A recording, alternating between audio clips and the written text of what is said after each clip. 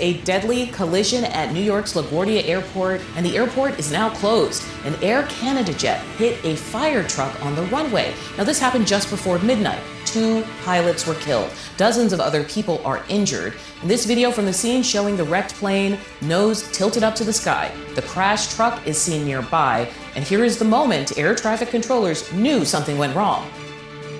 Frontier 4195, just stop there, please. Stop. Stop, truck one, stop. Stop, truck one, stop. Yeah, 646, collided with vehicle in this whole position. I know you can't move. The vehicle's there responding to you now. Okay, joining us now with the very latest is CNN correspondent Gloria Pasmino. And Gloria, what are you hearing right now at LaGuardia? Yeah, Audie, it's just devastating listening to that audio, hearing the radio operator telling the vehicle to stop. We now know that the vehicle collided with the airplane. There were 72 passengers aboard that aircraft, 4 crew members, and sadly, the pilot and the co-pilot were killed as a result of that collision. Now, dozens of passengers were also injured. 41 passengers and crew were transported to the hospital shortly after that collision. 31 of them have been released, and the 2 people who were inside the fire truck, which collided with the airplane, we are told are in stable condition. Now, here's what happened, and as you look at the images of the airplane, you can see the front of the airplane is completely destroyed. The collision happened around 11:40 last night. This is a Jazz Aviation flight that was operating on behalf of Air Canada. The aircraft, we are told, struck a Port Authority aircraft rescue and firefighting vehicle, which was actually responding to a different aircraft on the runway. This was flight 8646. It was coming in from Montreal late last night. It left Montreal around 10:30 p.m. local time and landed here at 11:40. It collided with the firefighting vehicle shortly after the landing. In fact, we heard from officials here at the Port Authority, which manages the airport. They described the moment saying the collision happened during the landing.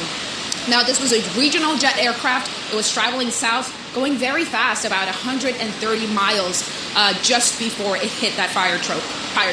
Now, the passengers who did not have to be transported to the hospital were actually seen leaving the airport just a short time ago. I was able to catch up with one of them. He described the moment to me, telling me that it was a hard landing and that they had no indication that there was a problem on the runway. Take a listen. We went down for a regular landing. We came in pretty hard. We immediately hit something, and it was just chaos from there. About 5 seconds later, we had come to a stop. But in that short period, everybody was hunkered down and everybody was screaming. Pretty quickly, we didn't have any directions because the pilot's cabin had been kind of destroyed. So somebody said, "Let's get the emergency exit and get the door in. Let's all jump out." And that's exactly what we did.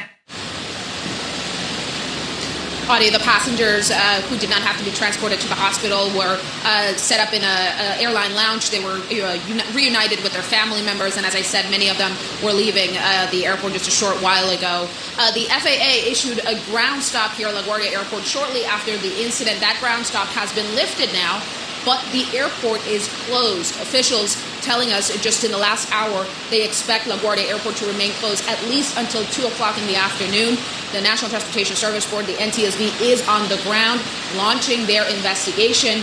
And I just have to say, the fact that the airport has to remain closed at least until the late afternoon, 2 o'clock today, is certain to cause a lot of delays, a lot of transportation issues here for passengers, which of course comes as we are seeing all these other problems, delays and long lines as a result of the partial government shutdown. So it's going to be a busy and likely, a troublesome morning for people who are going to be traveling.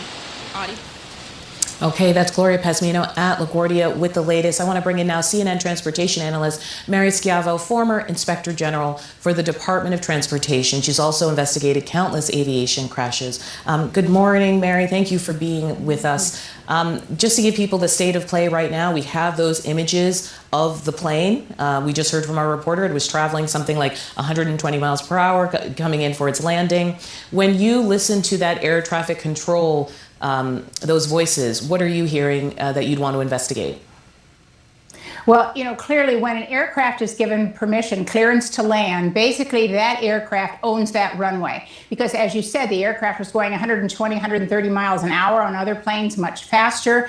But the brakes don't work that way. You have to slow it down with the thrust reversers. You do have brakes, but they aren't principally what slows the plane down. So once that aircraft was given permission, clearance to land, it owned that runway. Now, the fire truck we're hearing was also cleared to cross the runway. Did the controllers think that the fire truck would be crossing behind this aircraft, that it would be further down the runway? Those are things that the investigators will want to know. But because it's all recorded, everything that happens in air traffic control is recorded in the tower cab. Of course, there's also ground control and other controllers there. But at this point, speed the aircraft was going, clearance to land, it owned the runway. So that will be probably where the NTSB starts. Can I follow up with what you said about the fire truck? I think most of us don't know how emergency services work on the tarmac. Tell us how this is supposed to be done.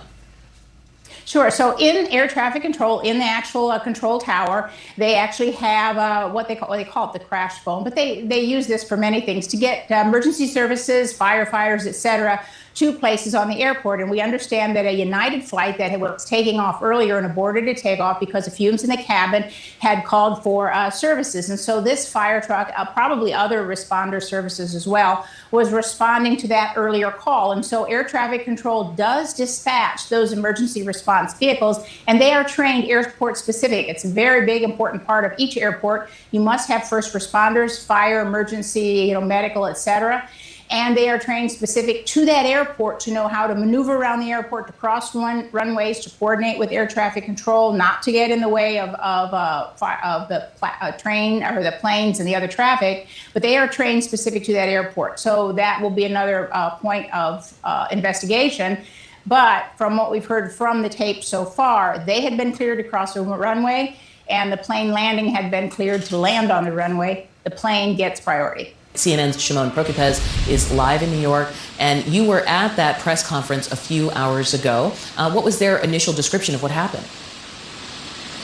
Well, this was just the Port Authority officials that were having this press conference, and they are very limited in what they can say because they're not actually doing this investigation. So we learned some very key points here, and that in order for the crash truck, this fire truck, a very common procedure at airports that when they are responding to something, they need to get clearance from air traffic control, and that there was an emergency. They were actually responding to a call from a United flight that said that they were having some issues and they requested emergency vehicles. And so that is why this crash truck, fire truck, it's really known as a crash truck, was on its way and headed towards the runway. And based on what we can hear ourselves on air traffic control, they were cleared. They were cleared to proceed. And it seems that everything was okay and that they were following normal procedure. And then something went terribly, terribly wrong, and we have this collision. I've been spending a lot of time inside the airport up on it's the 6th and 7th floor of the parking garage where you can actually see the plane and the crash truck. I mean, the nose of this plane is completely in pieces. It would be very hard for someone who was sitting in those seats to survive. And sadly, of course, we learned that the pilot and co-pilot were killed. But also the crash truck. I mean, these are heavy pieces of equipment. The crash truck is completely either upside down or on its side, just showing us the impact here, the sheer force of this impact. So now what will happen is obviously the NTSB will start to conduct this investigation, and hopefully we will learn more. But, Audie, certainly, I keep thinking about the air traffic controller, because you could hear his voice on that audio, and just those moments and that sheer panic